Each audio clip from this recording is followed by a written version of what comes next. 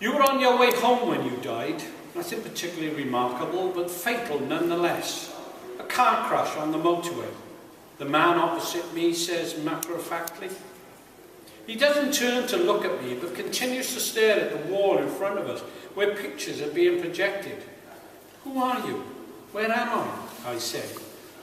I'm God, and these are the pictures of your life, you and everyone you have ever affected. Every high and low, every hurt you have ever caused someone will be played back.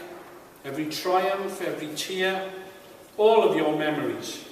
A young child, a laughing family, a snowy landscape, a running dog, a rowdy party, a highway at night. The pictures click on, mesmerising me.